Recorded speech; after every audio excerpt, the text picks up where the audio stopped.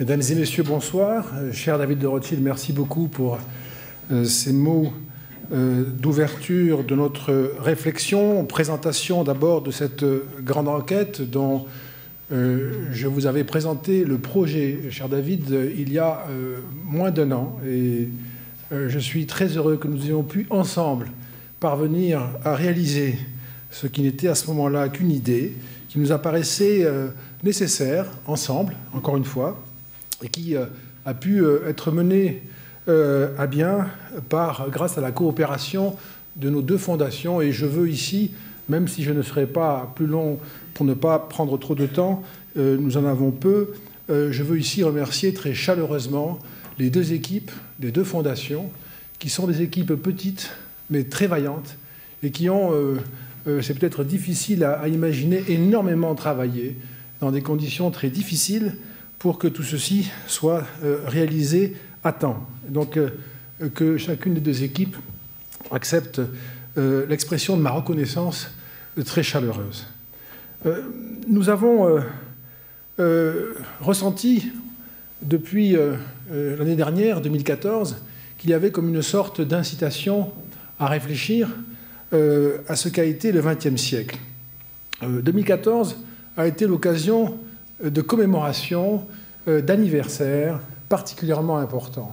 Le centenaire de la Première Guerre mondiale, 2014-1914, les 70 ans du débarquement en Normandie, chacun se souvient des grandes commémorations de l'année dernière, les 20 ans du génocide rwandais. Déjà, beaucoup d'éléments du siècle précédent sont réunis dans ces trois commémorations. Et 2015 sera le centenaire du génocide arménien, comme vous le savez. 2015, ce sera le 27 janvier prochain, le 70e anniversaire de la libération d'Auschwitz, un moment important pour nous tous. 2015, ce sera le 8 mai prochain, le 70e anniversaire de la fin du Second conflit mondial. Et puis 2015, ce sera le 40e anniversaire, en tout cas, si l'on peut dire ainsi, de la création du régime Khmer Rouge. Et nous avons 1975. Et nous avons donc une espèce de réunion dans ces moments d'anniversaire. Nous avons une espèce de réunion de toute la part sombre du XXe siècle. Et ce sont au fond ces deux années, 2014-2015, qui nous ont invités à réfléchir sur ce que fut le siècle précédent. Mais puisque nous avions déjà ensemble beaucoup réfléchi sur ce siècle qu'a été le XXe siècle, la question plus précise que nous nous sommes posée, et plus singulière, était la suivante. Quelle est la place de ce siècle, le XXe siècle, dans la mémoire des nouvelles générations ? Quel est le jugement que portent les nouvelles générations sur les grands événements qui ont fait ce siècle désormais terminé, le XXe siècle ? Avec une idée suivante et conséquentielle, de quelle mémoire du XXe siècle sera fait le XXIe siècle ? Puisque, naturellement, ce sont les nouvelles générations, la mémoire qu'elles portent, qui vont habiter le XXIe siècle, et ce sont ces mémoires-là qui vont travailler le XXIe siècle, beaucoup plus que la mémoire des aînés que nous sommes, et qui, évidemment, a pris sa part, a tenu sa place, sans doute, mais devra céder la place aux générations qui viennent. Et donc nous avons décidé d'interroger les 16-29 ans à propos du XXe siècle, et nous leur avons posé toute une série de questions sur les grands événements qui ont fait le XXe siècle. Il est évident que cette question pose une question à la fois politique et morale. Quelle est la pensée commune que nous avons sur le passé commun?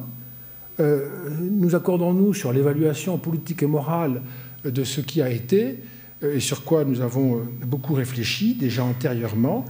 La communauté politique qui se forme en France, en Europe, mais aussi à l'échelle du monde, est-elle travaillée par une mémoire transmise intégralement, ou qui se modifie, qui se transforme, qui se métamorphose, et dans quel sens?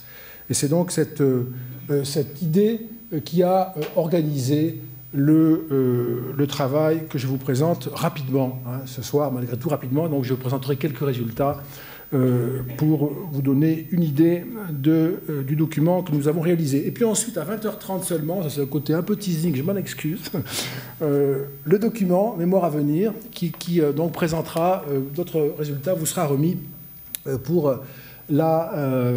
clore notre soirée. Alors, un mot sur la méthode. Nous avons sélectionné 31 pays dans lesquels nous avons réalisé 31 sondages d'opinion. Je ne vais pas être précis sur les détails techniques, c'est l'Institut Ipsos qui a réalisé pour nous cette enquête. D'ailleurs, je salue Brice Teinturier, qui a été d'une très grande efficacité à nos côtés pour mener à bien cette enquête, dans 24 langues différentes, 31 pays, un échantillon d'un peu plus de 1000 jeunes par pays, un échantillon, je veux le préciser quand même, qui est représentatif de la population jeune du pays considéré. On a fait un échantillon sur les 16-29 ans pour chacun des pays considérés. Et nous avons posé 33 questions. On a utilisé le online, donc ce sont des questions posées par Internet. 33 questions qui, le plus souvent, pas toujours, mais le plus souvent, ne sont pas des questions de connaissance, mais des invitations à exprimer un jugement, un point de vue sur l'histoire, sur un fait historique. C'est ça qui nous intéressait beaucoup plus, le point de vue de ces nouvelles générations. Voilà l'ensemble des pays qui ont été choisis pour composer le panel. On pourrait discuter du choix des pays, c'est une affaire sans fin. Nous avons essayé de représenter beaucoup de pays très concernés par les événements que nous avons ensuite exposés, sachant qu'il y a une limite à ce genre d'enquête. On ne peut pas interroger autant de pays qu'on le souhaite. C'est une opération assez lourde à conduire. Si je présente quelques résultats, et si je considère, comme il est d'usage de le faire, les historiens nous ont appris que le XXe siècle commence véritablement avec 1914, la Première Guerre mondiale. Vous voyez ici une image de Verdun aujourd'hui, en tout cas de ce qui fut un champ de bataille aujourd'hui. Nous avons demandé à ces jeunes gens quelles étaient, notamment, il y a beaucoup de questions que je passe, hein, je présente quelques-unes simplement, mais quels étaient les pays responsables de la Première Guerre mondiale. Et donc la question a été posée, quels sont les pays responsables de la Première Guerre mondiale, avec une série de pays proposés par nous, et puis les réponses oui ou non. On pouvait répondre oui à tous les pays, il n'y a pas de choix à faire, on dit simplement oui ou non, on pense que ce pays est responsable de la Première Guerre mondiale. Et vous voyez donc l'Allemagne qui ressort beaucoup évidemment, et puis vous pouvez réfléchir sur les résultats. Il y a 1000 réflexions à faire, d'autant plus qu'on peut analyser les résultats par tranche d'âge, par sexe, par niveau d'études. Tout ça, je ne pourrais pas le présenter. C'est une masse considérable d'informations et on peut ensuite croiser les variables entre elles. C'est une masse considérable. Voici une information. Bon, mais en voici une autre qui est très intéressante aussi. Au fond, c'est... je reprends la même question et je regarde de quelle manière, cette fois-ci, les Autrichiens et les Hongrois considèrent que l'Autriche-Hongrie a été responsable de la guerre. Et vous voyez un différentiel intéressant ici, qui là aussi pourrait être commenté. Les Autrichiens sont plus nombreux que les Hongrois à considérer que l'Autriche-Hongrie a joué un rôle et est responsable du déclenchement de la Première Guerre mondiale. Si je mène l'exercice avec un autre pays, donc la France, vous voyez, les Français sont plus nombreux que l'ensemble à considérer que la France est responsable de la Première Guerre mondiale. La Serbie, cas intéressant, les Serbes sont moins nombreux que l'ensemble à considérer que leur pays a joué un rôle dans le déclenchement de la guerre. Voilà, donc ce sont des analyses qui peuvent se multiplier à l'infini, mais qui montrent aussi que cette mémoire collective est travaillée évidemment par des histoires nationales, certainement, mais pas toujours dans un sens attendu. Il n'y a pas toujours un effet nationaliste, il y a parfois un effet inversé, où au fond, les nouvelles générations ont tendance à modifier leur point de vue, à, par exemple, accentuer la responsabilité, non pas toujours à l'atténuer. Quelles sont les deux principales conséquences de la Première Guerre mondiale? De manière très, très nette, deux conséquences sont isolées, sont choisies: la prise du pouvoir par les nazis en Allemagne, l'effondrement de l'Empire austro-hongrois et la naissance de nouveaux États en Europe. Voilà une analyse des conséquences de la Première Guerre mondiale, qui nous amène évidemment aussitôt à la Seconde, puisqu'il y a ici l'idée d'une causalité entre la Première Guerre mondiale, l'avènement du nazisme en Allemagne et évidemment le déclenchement de la Seconde Guerre mondiale. Et là, même question, quels sont les pays jugés responsables de la Seconde Guerre mondiale? Et donc des réponses qui, sans être nécessairement surprenantes, valent ensuite, il s'agit de l'ensemble, des 31 172 personnes que nous avons interrogées, valent ensuite pour le détail. Et on peut, par exemple, regarder comment l'Allemagne juge son rôle. L'Allemagne a tendance à accentuer sa responsabilité dans le déclenchement de la Seconde Guerre mondiale. Les Russes ont tendance à atténuer la responsabilité de ce qui était à l'époque l'URSS. Ce n'est pas un jugement scientifique, c'est une appréciation qui est faite par des jeunes gens qui nous répondent. Donc c'est ça l'intérêt, évidemment. Pour l'historien, il faut prendre ça comme l'expression d'un point de vue sur l'histoire. Le Japon a tendance à accentuer la responsabilité de son pays. La France aussi, les jeunes Français donc accentuent la responsabilité de leur pays. Donc on a ici une première illustration des questions que nous avons posées. Quand on interroge sur les conséquences de la guerre, vous voyez de manière très très large le début de la guerre froide. Tout à l'heure c'était l'accession des nazis au pouvoir. Là nous avons le début de la guerre froide, comme si chaque fin de guerre se terminait par l'avènement d'une guerre suivante. Et vous verrez tout à l'heure qu'ici, il y a quelque chose qui est resté dans l'esprit des jeunes générations. C'est très surprenant. Pour moi, ça a été très surprenant. Vous le verrez tout à l'heure, dans quelques minutes. Mais n'oubliez pas ce point. Pour les jeunes gens, 1945, ce n'est pas tout à fait la paix. Quelque chose se passe qui est le début d'une confrontation, d'un conflit. Nous sommes d'accord, c'est la guerre froide. C'est très ressenti, c'est conservé. Et il y a des effets même aujourd'hui que l'on peut mesurer et dont vous verrez une expression dans quelques minutes. Quel est le fait le plus important de la Seconde Guerre mondiale? Nous proposions toute une série de faits à classer.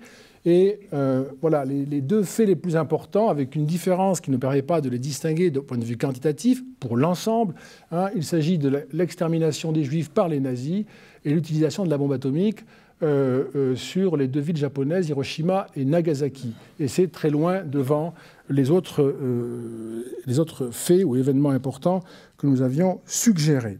Mais évidemment, là aussi, il y a une différence selon que l'on prend les pays. Et regardez ici, par exemple, l'extermination des Juifs par les nazis, l'ensemble, c'est 66%, mais l'Allemagne, 73%, la France, 88%, voyez.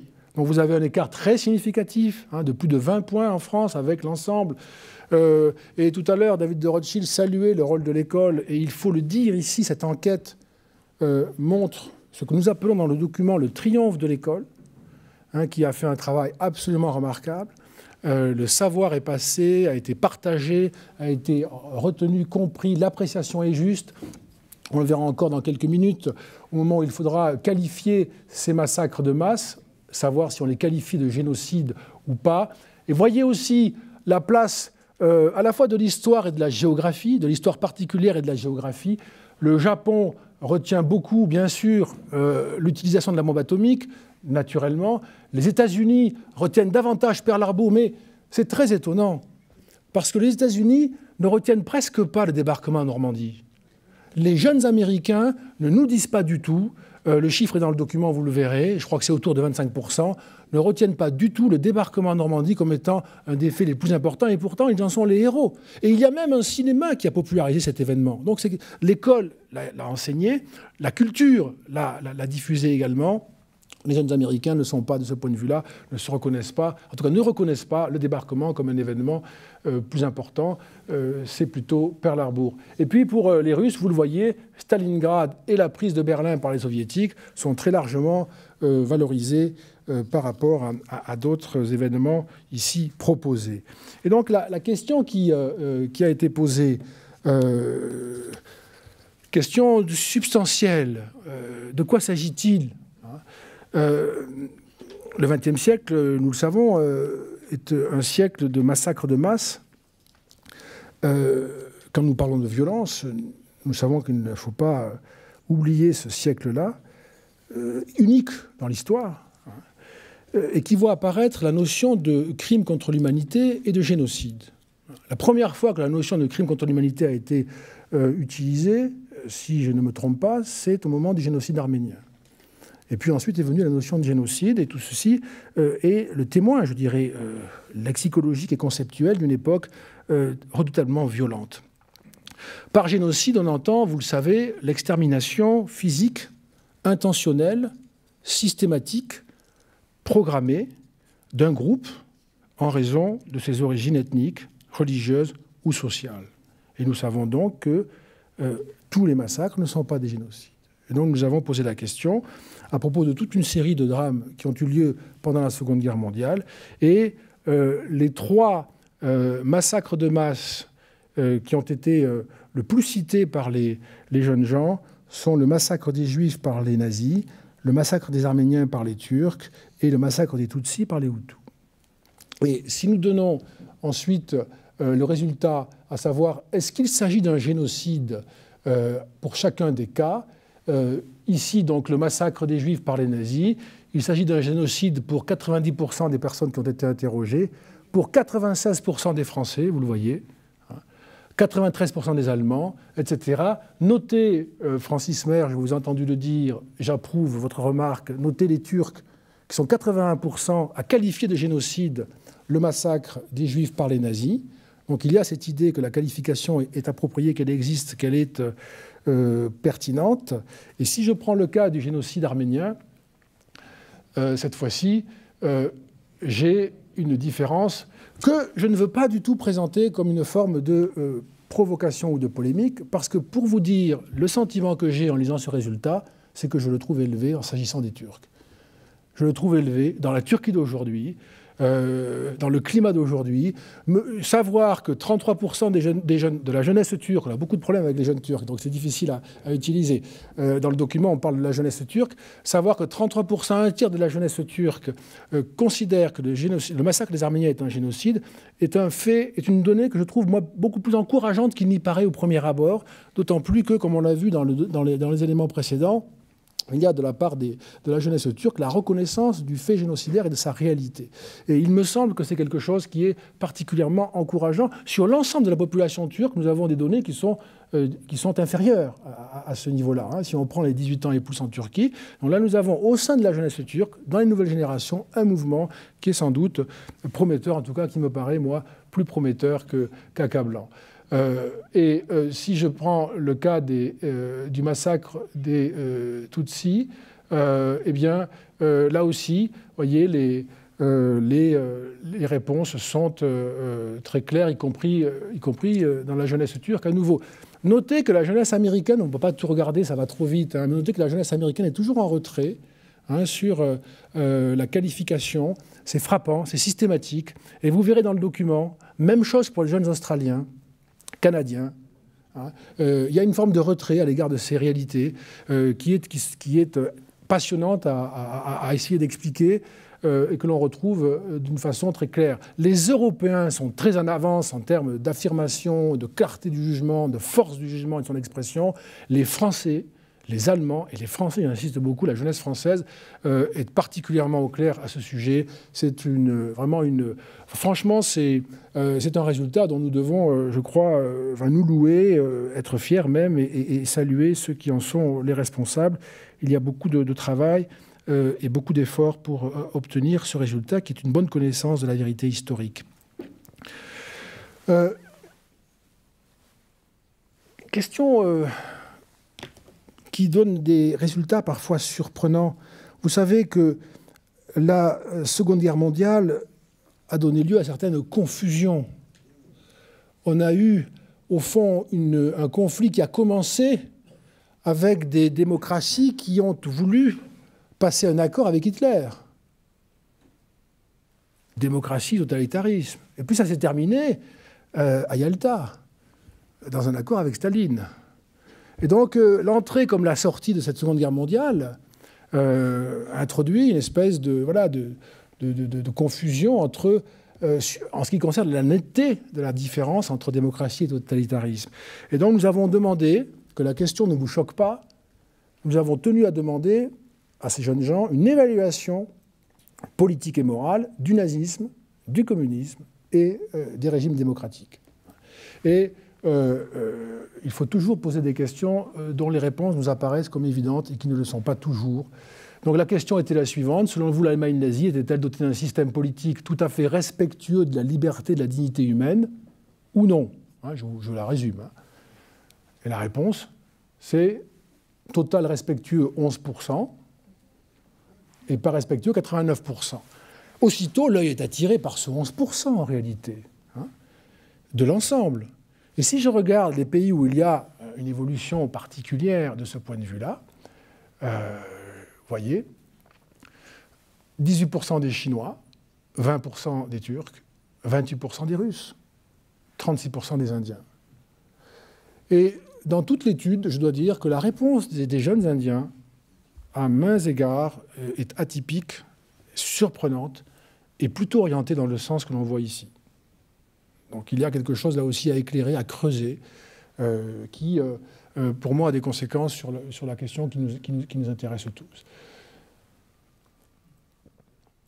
Jugement sur le communisme. Alors là, on a posé plusieurs questions. Je prends une autre question. Le communisme a provoqué la mort de millions de personnes. Est-on d'accord ou pas? D'accord 80%, pas d'accord 20%. Et si nous regardons les pays qui se distinguent par une espèce de réponse qui, en désaccord avec cette idée qu'il y a eu des millions de morts, les Serbes, vous voyez, 27%, sont en désaccord avec cette affirmation, donc se détachent de l'ensemble, les Grecs, les Japonais, on sait la force du communisme au Japon, aujourd'hui encore, les Turcs, les Russes et les Chinois. Alors les Russes, on voit bien comment le nationalisme fait fonction d'histoire aussi dans ce cas. Et puis, on a demandé, et les démocraties, est-ce qu'elles ont causé la mort de millions de personnes? Et au fond, la réponse, que faut-il en penser, cette réponse? D'accord, 37%. Moi, je trouve que, voilà, c'est beaucoup. C'est beaucoup. Chez les jeunes gens, c'est 40%. Presque 40% chez les 25-29 ans, vous le voyez, il y a une évolution selon les classes d'âge. Et donc, là aussi, un grand sujet à méditer, sur lequel je passe, bien sûr, pour ne pas être trop long. Connaître et transmettre l'histoire. Par quel moyen avez-vous acquis vos connaissances en histoire? Alors, prenons le cas central de l'extermination des Juifs par les nazis. Quels sont les moyens que vous avez utilisés? Et regardez l'école, donc, qui triomphe ici. C'est important parce que vous allez voir, c'est en train de changer en partie. L'école, 76%. Les œuvres documentaires, c'est très important manifestement, presque la moitié des personnes nous le disent. Les œuvres de fiction, les recherches sur Internet. Faut-il dire que nous entrons dans un siècle dont la mémoire, pour la première fois, sera aussi fabriquée par cet outil nouveau, et qui sans doute va beaucoup perturber la manière dont la mémoire va se construire, se diffuser, se partager, et sans doute de grands changements sont ici à l'œuvre. Je n'ai pas le temps de vous montrer tous les détails, je passe. Comment connaître l'histoire? Par quels moyens avez-vous acquis vos connaissances sur l'extermination des Juifs? Si je compare ici, regardez. Alors, réponse par l'école. Ça, c'est la réponse par l'école. Ensemble, 76%, vous vous en souvenez, à l'instant. Les Allemands, 87% par l'école, les Français, 83% par l'école, les Chinois, 53% par l'école. Et donc on a quelque chose là qui déjà va nous intéresser pour essayer de comprendre les transformations possibles de cette mémoire collective. Quels sont les moyens de transmettre la mémoire aux nouvelles générations cette fois-ci, et non pas comment avez-vous appris? Alors, vous le voyez, c'est toujours l'école, mais c'est un peu moins. Les œuvres documentaires, la visite sur les lieux historiques arrive à un niveau élevé. Ce sont des jeunes gens qui nous répondent. Selon eux, pour transmettre la mémoire aux plus jeunes qu'eux, il faut visiter les lieux historiques, il faut aller voir les musées, les expositions. Et on a Internet qui arrive à peu près au même niveau, mais ici, il y a des acteurs nouveaux, je dirais, de la transmission qui sont cités par les jeunes gens. Et je trouve cela particulièrement important De même que la transmission familiale est citée beaucoup plus que dans les données précédentes. Et vous savez comme moi que la transmission familiale, par définition, elle a un cycle historique et sa force peut s'épuiser au fur et à mesure que les générations qui rapportent directement ou indirectement s'éteignent. Donc là aussi, beaucoup d'enjeux sur la mémoire à venir. Et quels sont, de manière générale, les moyens les plus efficaces pour transmettre l'histoire aux jeunes générations? On vient de le voir, regardez, pour les Allemands et les Français, ce n'est pas tout à fait la même chose, c'est très intéressant de voir le détail. Les Français insistent davantage sur l'école, les commémorations et cérémonies, les œuvres documentaires. Les Allemands, davantage sur les musées, expositions, visites sur les lieux historiques. Et si nous demandons pourquoi transmettre l'histoire, si nous posons la question à l'occasion de cette enquête en spécifiant sur la question des camps d'extermination, selon vous, faut-il préserver ce qu'il reste des camps d'extermination pour permettre au public de s'y rendre? La réponse est massivement oui. 83% l'ensemble, 88% pour l'Union européenne. Ça me paraît être une donnée très intéressante. Et si l'on pose la question, et pourquoi faut-il conserver les camps d'extermination et les présenter au public? La réponse qui domine, c'est pour éviter que cela recommence. C'est la réponse qui domine. Et c'est la réponse, je dirais, qui est à l'œuvre dans tout le travail qui est fait, évidemment. Et donc, il y a une compréhension claire de l'enjeu de la mémoire. C'est évidemment ici, non seulement une mémoire à venir, mais la mémoire pour œuvrer à un meilleur avenir que le passé. Nous sommes dans une forme d'évidence. Soyons heureux de voir qu'elle est partagée par celles et ceux qui connaissent l'histoire. Cette question, moi, elle m'a beaucoup fait réfléchir. Selon vous, les principaux responsables, pas les responsables, les principaux responsables de l'extermination des Juifs et des massacres de la Seconde Guerre mondiale ont-ils été punis? Et la réponse, c'est non, pour 64% des jeunes.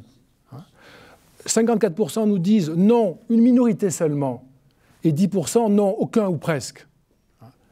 64%, c'est une réponse que je trouve stupéfiante et très... Je ne parle pas d'histoire, je parle de perception. Saviez-vous, moi je l'ignorais, saviez-vous que nos jeunes générations vivent avec une représentation de l'après-guerre dominée par une injustice inaccomplie? Je ne le savais pas, C'est déterminant cette vision de l'histoire, du présent, du futur. Vivre dans un monde qui n'a pas rendu justice, pas entièrement. Il s'agit bien des principaux responsables. Donc là aussi, tout un sujet. Par pays, la question est passionnante à détailler.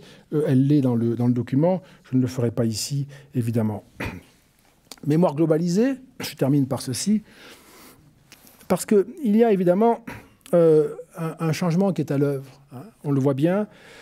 Si je prends 1989 comme le commencement du nouveau siècle, là aussi, on peut s'accorder là-dessus comme historien, le basculement dans la globalisation.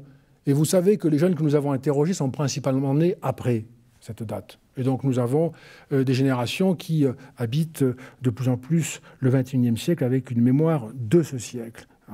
Et ils n'ont pas vécu aussi peu dans le siècle précédent. Nous leur avons demandé que s'est-il passé de mémorable depuis 1989 ? Car il y a des événements nouveaux qui sont intervenus et qui vont, comme des couches supplémentaires, travailler la mémoire collective, la modifier certainement. Et donc nous avons proposé toute une série d'événements qui sont classés ici par ordre chronologique. Alors je ne veux pas, la liste est longue, la chute du mur de Berlin, la guerre en Irak, Fukushima, Breivik en Norvège. Nous avons pris des événements qui ont fait à la fois sensation et qui sont capables de résonner dans chacun des pays du panel. Voilà, donc c'est un choix toujours compliqué. Et si nous donnons je dirais le résultat, alors là c'est le résultat d'ensemble, je vous prends les principaux parce que sinon ça va être illisible à l'écran, mais tout ça est dans le document. Si on prend les principaux, c'est le 11 septembre qui très largement arrive en tête. Très largement, et avec des différences entre l'ensemble et l'Union européenne, mais beaucoup de pays sont différents, là aussi évidemment le détail le montre. Mais voyez, comme le 11 septembre a plus marqué encore les Européens que le reste du monde, comment la crise économique et financière, on ne le voit pas ici, mais c'est dans le document, marque profondément les jeunes d'Asie, Et ça, les jeunes d'Asie, c'est une donnée que j'avais déjà observée précédemment, sont très préoccupés par l'idée d'une crise économique et financière, qui est un peu comme le risque de voir s'effondrer l'envolée. Au fond, on ne peut pas imaginer une envolée qui s'effondre, je ne sais pas, en tout cas, s'effondrer le monde sur lequel ils comptent pour prospérer. Voilà. Et puis la chute du mur de Berlin, bien sûr, plus marquante en Europe, ce sont des éléments nouveaux qui s'ajoutent aujourd'hui. Je reparle de la Seconde Guerre mondiale, non pas pour revenir en arrière, mais pour vous parler des outils de la mémoire. Par quels moyens avez-vous acquis vos connaissances sur la Seconde Guerre mondiale? Par Internet, regardez, les Chinois et les Indiens. Regardez l'école. L'école, c'est l'Europe. Internet, c'est le monde émergent. Et donc, la mémoire du monde émergent, elle ne sera pas une mémoire résultant seulement de l'école, et peut-être même pas principalement, mais d'Internet, qui est à la fois un outil complémentaire et concurrentiel de l'école. Et il est aisé de dire, sans susciter, je pense, de grands désaccords, que sur Internet, la vérité n'est pas toujours au rendez-vous. Et donc, c'est évidemment un horizon nouveau qui se présente à nous. Hein. Et si je prends un second exemple, ici, par quels moyens avez-vous acquis vos connaissances sur l'extermination des Juifs? Voyez, par Internet, pour les Chinois et les Indiens. Le monde émergent